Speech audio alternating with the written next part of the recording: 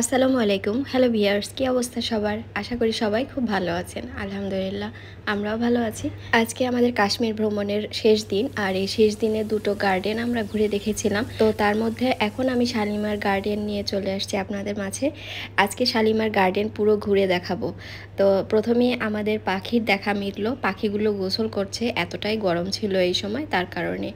আর এখন চলুন একটু ভিতরের দিকে যাওয়া যাক। তবে এই গার্ডেন কাশ্মীরের বিখ্যাত গার্ডেন। আজকের দিনটা প্রচণ্ড রোদ ছিল, আমাদের দেখতে খুব কষ্ট হয়েছিল এত রোদের মধ্যে। এই গার্ডেনের ভিতর ঢুকতেই একটা ফুল আমরা নতুন দেখলাম, যেটা আগে কখনো দেখিনি। ঠিক যেন চালতা ফুলের মতো, বাট নামটা একটু আলাদা। তো আমরা হাঁটতে হাঁটতে দেখলাম গার্ডেনের মালিরা গার্ডেনের ভিতরে যে গাছগুলো, ওইগুলোতে পানি দিচ্ছে। এই গার্ডেনের গাছগুলো খুব ভালো লেগেছে। গার্ডেনের ঝাউ গাছগুলো কেটে কেটে এত সুন্দর করে সাজিয়ে রেখেছে, দেখতে সেই লাগছিল। এই গার্ডেনটা যে কয়টা গার্ডেন দেখলাম তার থেকে অনেক বড় ছিল। আমরা এসেছিলাম দুপুর টাইমে, কিন্তু এখনো অনেক লোকজন ছিল এই গার্ডেনের ভিতরে। তো সামনে এই গাছগুলো দেখে আমি দৌড়ে চলে গেলাম।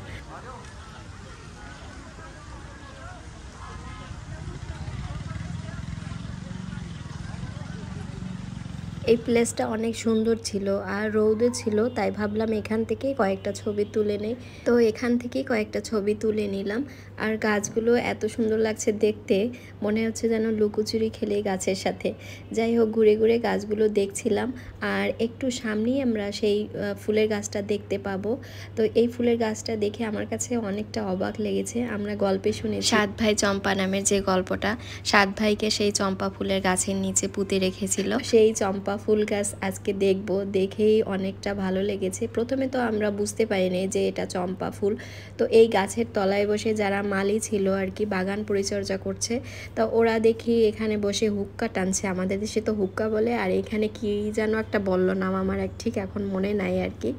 তো ওরা সেইগুলো খাচ্ছিল আর আমাদেরকে বলছিল যে এই ফুলটা চিনেন কিনা। তো আমরা তো আসলে চিনি না। তারপরে ওরা বলল যে এটা চম্পা ফুল। এটা শোনার পরে আমরা আরও একটু কাছে গেলাম চম্পা ফুলের। তো ওরা বলল যে আমরা ডালটা টেনে ধরছি, আপনারা ফুলটা হাত দিয়ে ধরে দেখেন ঠিক কীরকম। তো আমরা ফুলটা হাত দিয়ে ধরলাম আর গন্ধটা শুকে নিলাম। আসলে এই সত্যি ফুলের গন্ধটা এত সুন্দর যা বলার মতো না। আর কাছ থেকে দেখতে আরও ভালো লাগছিল। ফুলের পাপড়িগুলো বেশ বড় বড় ছিল, অনেকটা বড় ফুলটা। দূর থেকে চালতা ফুলের মতো লাগছিল, কিন্তু কাছে আসলে বোঝা যায় এই ফুলটা অন্যরকম একটা ফুল। এছাড়াও অন্যান্য ফুলগুলো অনেক সুন্দর ছিল। আল্লাহ লেখা ঝাউ গাছ দিয়ে তৈরি করছে এটা। আর ওই সাইডে ওই যে পাহাড় আছে, সেই সুন্দর লাগছে বড় বড় ফুলগুলো। পিঙ্ক কালারের ফুলগুলো, পিঙ্ক কালার যাদের বেশি পছন্দ তাদের কাছে খুব ভালো লাগবে। আমার কাছে অনেক পছন্দের পিঙ্ক, সাথে গ্রিন। এটা হচ্ছে শিউলি গাছ। কাশ্মীরের ফুলের কথা তো বলা লাগে না, এখানে ফুলের বাগান দেখেই পরাণটা জুড়িয়ে যায়। এত সুন্দর আর এত রকমের ফুল এখানে দেখতে পাওয়া যায়।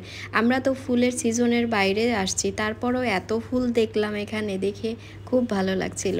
আর আমরা একটু সামনে আগাতেই দেখলাম এখানে স্টুডেন্টরা চলে আসছে পিকনিকের জন্য। আজকে এই জন্যই মেবি অনেক ভিড় ছিল এই পিকনিকের জন্য। তারপরে আবার বাচ্চারা কেনাকাটা করছিল, দেখলাম ছোট ছোট জিনিস নিয়ে আসছে, তো ওরা আবার কিনলো। আর এখানে এই গাছটা বিশাল বড় ছিল, অনেক মোটাও ছিল। তো এইদিকে পাহাড়টা দেখা যায়।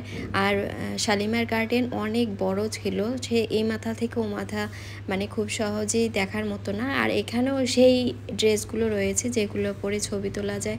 তো এইখানটা অনেক সুন্দর করে সাজিয়ে রেখেছে। ফুল গাছ এখনও ছোট ছোট, যখন ফুলের সিজন আসবে তখন তো একদম সেই ফুলে ফুলে মাতোয়ারা হয়ে যাবে। আমার তো ইচ্ছা করছে সেই সময় আরও একবার আসি। এখনো এই দুই সাইডে সারি করে ফুল গাছগুলো এতটা ভালো লাগছিল, একদম গোলাপি গোলাপি কালার সবগুলো। তো আমি আবার একটু হাত দিয়ে ধরে দেখছিলাম ফুলগুলো, আর তার সাথে রোদও ছিল অনেক, সেই জন্যই আমরা পুরো ঘেমে একাকার প্রায়।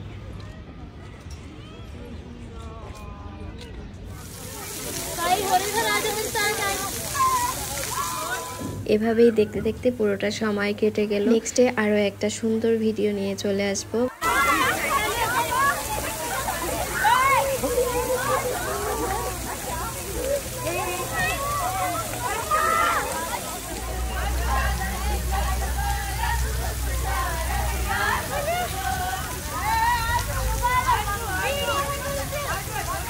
ভালো থাকবেন সবাই, আল্লাহ হাফেজ।